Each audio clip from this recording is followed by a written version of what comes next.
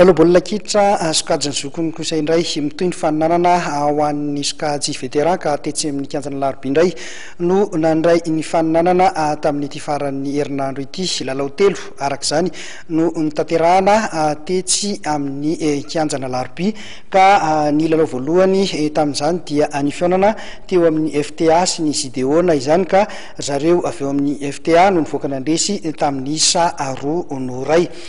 Teo amin'ny lalao faharoa kosa dia ny BFV no nandresy nanoloana ny Malagasy United tamin'ny isa 3-2 ary ny BOA dia nandresy niondrika tamin'ny isa 4-2 nanoloana ny Maradji. Ity arahantsika amin'ny sary ity zao dia ny lalao teo amin'ny fionana teo amin'ny FTA sy ny Gideona izany. Zareo FTA moa manao akanjo mavo amin'ny sary ary manao akanjo maitso kosa ny Gideona.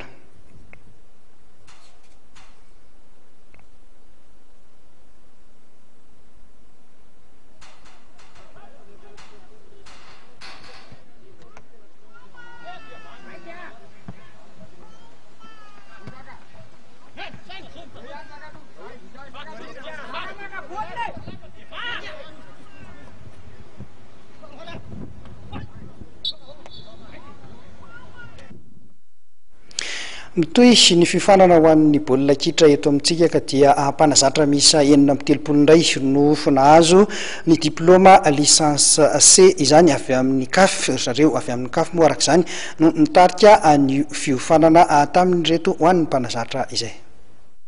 Noho ny fametrahan'ny FIFA sy ny CAF fepetra amin'ny tsy maintsy hanana mpanazatra ekipa division voalohany ny diplôma licence C dia maro ireo mpanazatra no liana amin'ny fiofanana izay azahoana izany. Mba hoentana manome fahafampo azy ireo dia mikarakara fifofanana amin'ireo mpanazatra ny Fédération Malagasy ny taranja baolina kitra manomboka ny 14 ka hatramin'ny 17 janoary lasa teo teny amin'ny ivon-toeram-piofanana Carion.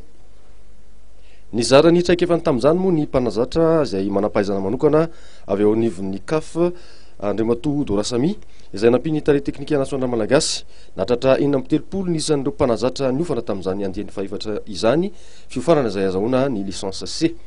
Saika hita tao anatin'ity fiofanana ity avokoa ny ankamaroan'ny mpanazatra efa nitana ekipa division voalohany eto Madagasikara. Akoatra azy ireo dia manamarika ny fiofanana ihany koa ny fahitana ireo tanora vao avy nijanona lalao ao amin'ny sokajy io ary lasa nivadika mpanazatra amin'izao fotoana izao. Teo ihany koa ireo mpanazatra ny baolina kitra vehivavy samy nilaza ny fahafampony avokoa moa ireo mpanazatra taoriana ny 15 andro izay niofanana. Ka 14 janvier zay zany no niditra tamin'ny Carion dia farana ny 29 janvier.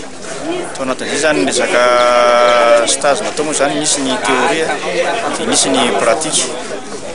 Zay andro zay niditra tamin'ny valo dia valo maraina dia nirava amin'ny valo alina. Amin'ny ankapobeny aloha dia nisy zavatra efa niainana taloha ihany fa ny fanampy moa zany tsy maintsy misava foana zany amin'ny resaka CAF moa dia indrindra moa zany ny fahazoana ny resaka hoe loi des jeux. Tany zany tena zavatra mampipetraka hoe nisy loi des jeux vaovao zany azo ampianarina ny joueur sy ny entraîneur namana io.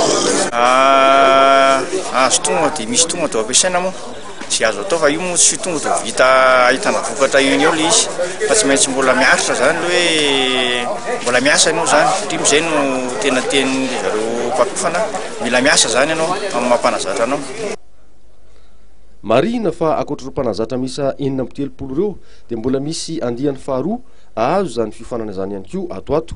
Zany rehetra zany natao moa raha ny filazan'ireo tompon'andraikitra eo anivon'ny Fédération Malagasy ny kitra dia mba hikarohana hatrany ny fanatsarana ny kitra malagasy amin'ny ankapobeny.